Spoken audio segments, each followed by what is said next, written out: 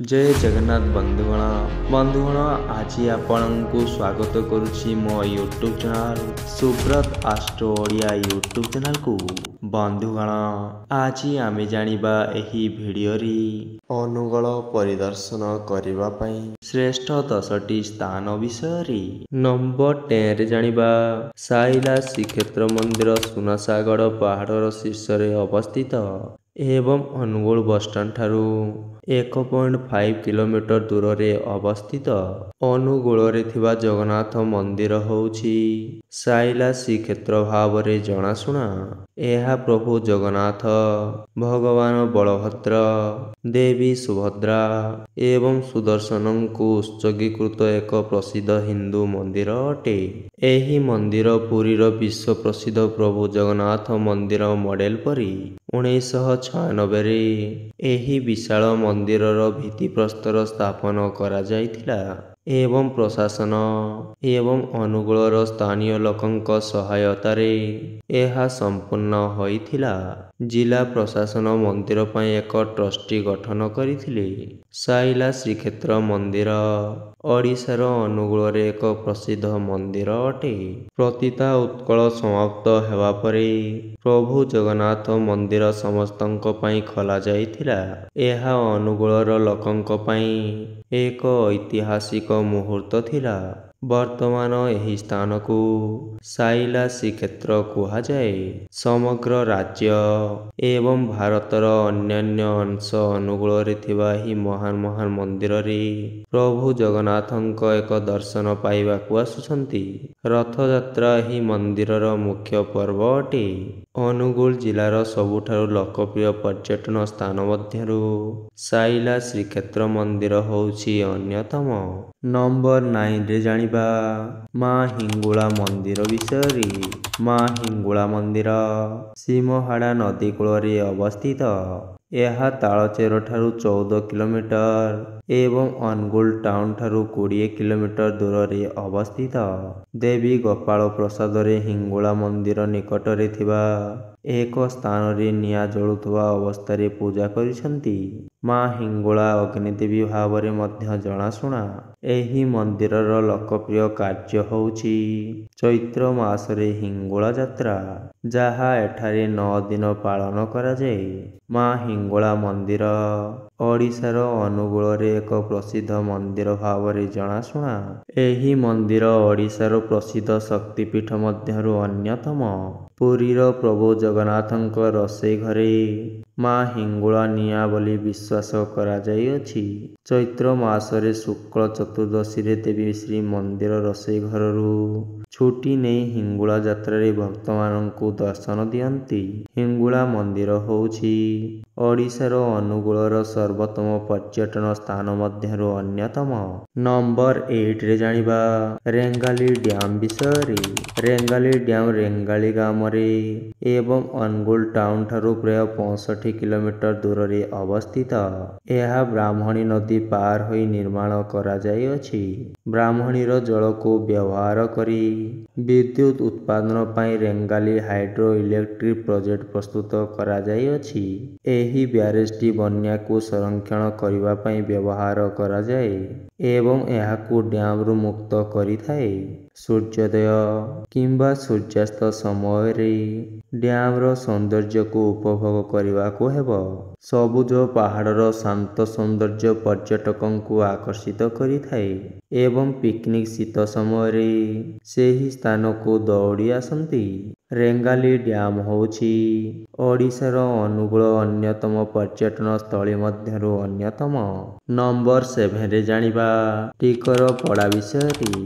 टिकरपड़ा वन्यजंतु अभयारण्य अनुगुल ठारू 58 किलोमीटर एवं कटक ठारू 180 किलोमीटर दूर रे अवस्थित। यह महानदी कूल रे अवस्थित।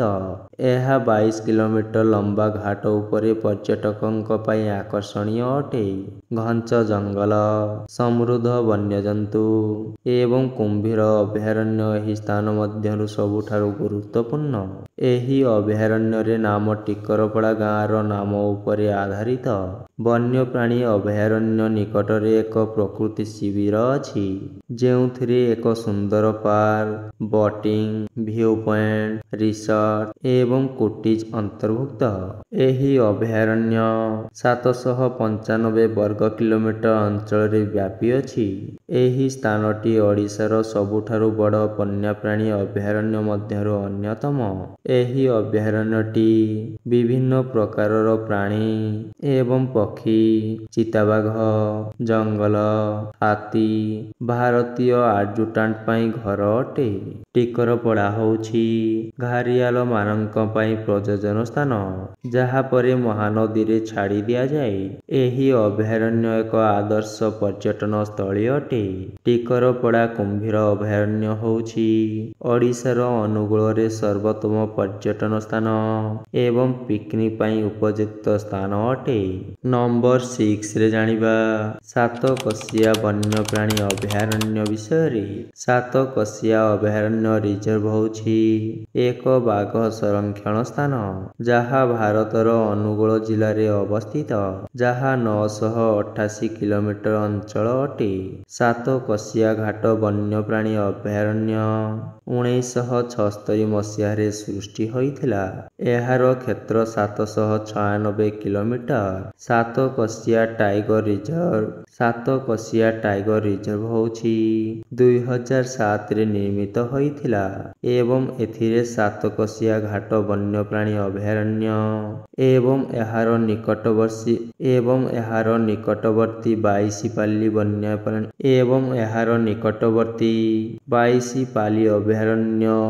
ବାଇଶିପାଲି ବନ୍ୟପ୍ରାଣୀ ଅଭୟାରଣ୍ୟ ରହିଥିଲା। ଏହି ସ୍ଥାନରେ କ୍ୟାଟଫିସ୍ ପରି ଅନେକ ମାଛ ଅଛି, ଯାହାର ଓଜନ ପ୍ରାୟ 30 କିଲୋଗ୍ରାମ ହୋଇପାରେ। ପରିଦର୍ଶକମାନଙ୍କ ପାଇଁ ଏକ ପ୍ରକୃତି ଶିବିର ମଧ୍ୟ ଉପଲବ୍ଧ ଅଟେ। ସାତକୋଶିଆ ଅଭୟାରଣ୍ୟ ଅନୁଗୁଳ ଜିଲ୍ଲାର ଏକ ପ୍ରସିଦ୍ଧ ପର୍ଯ୍ୟଟନ ସ୍ଥାନ ଅଟେ। ପ୍ରମୁଖ ଉଦ୍ଭିଦ ସମ୍ପ୍ରଦାୟ ଗୁଡ଼ିକ ଶାଲ ଏବଂ ନଦୀଜଳ ଜଙ୍ଗଲ ସହିତ ମିଶ୍ରିତ ପତଳା ଜଙ୍ଗଲ ଅଟେ। ମିଳିଥିବା ପ୍ରାଣୀମାନଙ୍କ ମଧ୍ୟରେ ଚିତାବାଘ, ଭାରତୀୟ ବଣୁଆ କୁକୁର କିମ୍ବା ବଣୁଆ ଘୁଷୁରି, ଚିତାବାଘ ବିଲେଇ ଏବଂ ଜଙ୍ଗଲ ବିଲେଇ ଅନ୍ତର୍ଭୁକ୍ତ। ପ୍ରମୁଖ ଔଷଧୀୟ ବୃକ୍ଷ ଗୁଡ଼ିକ ହେଉଛି ଏସୀୟ ହାତୀ, ପଟଳ ହରିଣ, ସାମ୍ବର ହରିଣ, ଭୁକିବା ହରିଣ, ଲାଙ୍ଗୁର, ବାକ୍ରୁପାଇନ ଏବଂ ପାଙ୍ଗୋଲିନ ଏଠାରେ ମିଳୁଥିବା ଅନ୍ୟ ଔଷଧୀୟ ବୃକ୍ଷ ଅଟେ। ସାତକୋଶିଆ ବନ୍ୟଜନ୍ତୁ ଅଭୟାରଣ୍ୟ ଅନୁଗୁଳର ସବୁଠାରୁ ଲୋକପ୍ରିୟ ପର୍ଯ୍ୟଟନ ସ୍ଥାନ ଅଟେ। ନମ୍ବର 5ରେ ଜାଣିବା ଦେଉଳଝରି ବିଷୟରେ। ଦେଉଳଝରି ଗରମ ଝରଣା ଆଠମଲ୍ଲିକ ଠାରୁ 6 କିଲୋମିଟର ଏବଂ ଅନୁଗୁଳ ଠାରୁ 90 କିଲୋମିଟର ଦୂରରେ ଅବସ୍ଥିତ। ଏହା ସାଇଭିଜିମର ପ୍ରାଚୀନ ସୀତା ଅଟେ। ଘନ ମୂଳ ଜସ୍ମିନ ଜଙ୍ଗଲ ମଧ୍ୟରେ ବସନ୍ତ ନିର୍ମାଣ କରାଯାଇଅଛି, ଯାହା ଦେଉଳଝରି ଚାରିପାଖରେ ଉଚ୍ଚ କାନ୍ଥ ପରି ଛିଡ଼ା ହୋଇଅଛି। ଏହି ସ୍ଥାନର ସ୍ୱତନ୍ତ୍ରତା ହେଉଛି ଏହାର ଗରମ ଝରଣାରେ ଅବସ୍ଥିତ, ଯାହା ମନ୍ଦିରକୁ ଘେରି ରହିଥାଏ। ଏଥିରେ କୁହାଯାଇଥିଲା ଯେ ଏପରି 24ଟି ଝରଣା ଅଛି। ବର୍ତ୍ତମାନ 24ଟି ଝରଣା ଜୀବନ୍ତ ଅଟେ। ଦେଉଳଝରି ଶିବ ମନ୍ଦିର ଓଡ଼ିଶାର ଅନୁଗୁଳରେ ଏକ ପ୍ରସିଦ୍ଧ ମନ୍ଦିର ଅଟେ। ନମ୍ବର 4ରେ ଜାଣିବା ବିନିକେଇ ମନ୍ଦିର ବିଷୟରେ। ବିନିକେଇ ମନ୍ଦିର ମହାନଦୀ କୂଳରେ ଅବସ୍ଥିତ ଏବଂ ଏହା ଆଠମଲ୍ଲିକ ଠାରୁ 25 କିଲୋମିଟର ଦୂର ଏବଂ ଅନୁଗୁଳ ଟାଉନ ଠାରୁ ପ୍ରାୟ 100 କିଲୋମିଟର ଦୂରରେ ଅବସ୍ଥିତ। ଏହି ମନ୍ଦିରର ମୂର୍ତ୍ତି ହେଉଛି ଦେବୀ ବିନିକେଇ। ଏହା ମହାନଦୀର ପ୍ରସିଦ୍ଧ ସାତକୋଶିଆ ଘାଟର ପ୍ରବେଶ ଦ୍ୱାର ଅଟେ। ଦୋଳ ପୂର୍ଣ୍ଣିମା ପରେ 10ମ ଦିନରେ ବିନିକେଇ ଯାତ୍ରା ପାଳନ କରାଯାଏ। ଅନେକ କାର୍ଯ୍ୟ ଏବଂ ସମାରୋହ ସହିତ ଏହି ପର୍ବ 3 ଦିନ ପାଇଁ ଆୟୋଜିତ ହୋଇଥାଏ। ପ୍ରତିବର୍ଷ ହଜାର ହଜାର ଭକ୍ତ ଏଠାକୁ ଯାତ୍ରା ଦେଖିବାକୁ ଆସିଥାନ୍ତି। ବିନିକେଇ ମନ୍ଦିର ହେଉଛି ଓଡ଼ିଶାର ଅନୁଗୁଳର ସର୍ବୋତ୍ତମ ପର୍ଯ୍ୟଟନ ସ୍ଥାନ ଅଟେ। ନମ୍ବର 3ରେ ଜାଣିବା ତାଳଚେର କିଙ୍ଗ ପ୍ୟାଲେସ ବିଷୟରେ। ତାଳଚେର କିଙ୍ଗ ପ୍ୟାଲେସ ବ୍ରାହ୍ମଣୀ ନଦୀ କୂଳରେ ଅବସ୍ଥିତ। ଏହା ଅନୁଗୁଳ ସହରଠାରୁ ପ୍ରାୟ 20 କିଲୋମିଟର ଦୂରରେ ଅବସ୍ଥିତ। ତାଳଚେର ରାଜାବତୀ ଓଡ଼ିଶାର ସର୍ବପୁରାତନ କିଙ୍ଗ ପ୍ୟାଲେସ ମଧ୍ୟରୁ ଅନ୍ୟତମ। ଏହି ପ୍ରାସାଦ ସମ୍ରାଟ ସଦାନ ମହଲ ନାମରେ ମଧ୍ୟ ଜଣାଶୁଣା, ଯାହା ଚତୁର୍ଦ୍ଦଶ ଶତାବ୍ଦୀରେ ନିର୍ମିତ ହୋଇଥିଲା। ରାଜବତୀ ନିକଟରେ ଏକ ପ୍ରଭୁ ଜଗନ୍ନାଥ ମନ୍ଦିର ଏବଂ ଏକ ସୁନ୍ଦର ପାର୍କ ଅଛି। ତାଳଚେର ରାଜବତୀ ହେଉଛି ଓଡ଼ିଶାର ଅନୁଗୁଳର ପର୍ଯ୍ୟଟନ ମଧ୍ୟରୁ ଅନ୍ୟତମ। ନମ୍ବର 2ରେ ଜାଣିବା ନାଲ୍କୋ ବିଷୟରେ। ନାଲ୍କୋ ହେଉଛି ପ୍ରମୁଖ କମ୍ପାନୀ ଇଣ୍ଡିଆନ ଆଲୁମିନିୟମ ଇଣ୍ଡଷ୍ଟ୍ରି ଅଟେ। ଏହା ଅନୁଗୁଳ ସହରଠାରୁ ପ୍ରାୟ 12 କିଲୋମିଟର ଦୂରରେ ଅବସ୍ଥିତ।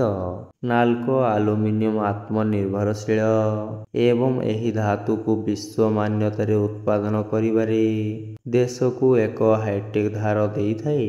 ପୂର୍ବ ତଟରେ ଆବିଷ୍କୃତ ବକ୍ସାଇଟ୍ ବୃହତ୍ ଜମାଗୁଡ଼ିକରେ ଏକ ଅଂଶକୁ ଶୋଷଣ କରିବା ପାଇଁ ନାଲ୍କୋ 1981ରେ ପବ୍ଲିକ ସେକ୍ଟରରେ ଅନ୍ତର୍ଭୁକ୍ତ କରାଯାଇଥିଲା। ନାଲ୍କୋ ନଗର ଭିତରେ ଏକ ସୁନ୍ଦର ପାର୍କ ମଧ୍ୟ ଅଛି। ନମ୍ବର 1ରେ ଜାଣିବା ଭୀମକୁଣ୍ଡ ବିଷୟରେ। ଭୀମକୁଣ୍ଡ ତାଳଚେରଠାରୁ ପ୍ରାୟ 30 କିଲୋମିଟର ଏବଂ ଅନୁଗୁଳଠାରୁ ପ୍ରାୟ 50 କିଲୋମିଟର ଦୂରରେ ଅବସ୍ଥିତ। ଏହା ତାଳଚେର ସବଡିଭିଜନରେ କାହ୍ନିଆରେ ବ୍ରାହ୍ମଣୀ ନଦୀରେ ଡାହାଣ ପାର୍ଶ୍ୱରେ ଅବସ୍ଥିତ। ଶୋଇବା ଅବସ୍ଥାରେ ଭଗବାନ ବିଷ୍ଣୁଙ୍କ ବଡ଼ ଖୋଦିତ ପ୍ରତିଛବି ପାଇଁ ଏହି ସ୍ଥାନ ପ୍ରସିଦ୍ଧ ଅଟେ। ଏହି ପ୍ରତିଛବିର ଦୈର୍ଘ୍ୟ 41 ମିଟର ଅଟେ ଏବଂ ଭାରତର ସବୁଠାରୁ ବଡ଼ ଶୋଇବା ପ୍ରତିଛବି ଏବଂ ଖ୍ରୀଷ୍ଟାବ୍ଦ 8ମରୁ 9ମ ଶତାବ୍ଦୀର ଅଟେ। ପରିଦର୍ଶକମାନଙ୍କ ପାଇଁ ଏହା ଏକ ସୁନ୍ଦର ଜ୍ଞାନ ସ୍ଥାନ ଅଟେ। ଭୀମକୁଣ୍ଡ ଭଗବାନ ବିଷ୍ଣୁ ପ୍ରତିଛବି ହେଉଛି ଓଡ଼ିଶାର ଅନୁଗୁଳର ସବୁଠାରୁ ଲୋକପ୍ରିୟ ପର୍ଯ୍ୟଟନ ସ୍ଥାନ ଅଟେ। ବନ୍ଧୁଗଣ, ଭିଡ଼ିଓଟି ଯଦି ଭଲ ଲାଗିଥାଏ ଭିଡ଼ିଓଟିକୁ ଆପଣମାନେ ଲାଇକ୍, ସେୟାର ଏବଂ ସବସ୍କ୍ରାଇବଟିଏ କରିଦିଅନ୍ତୁ।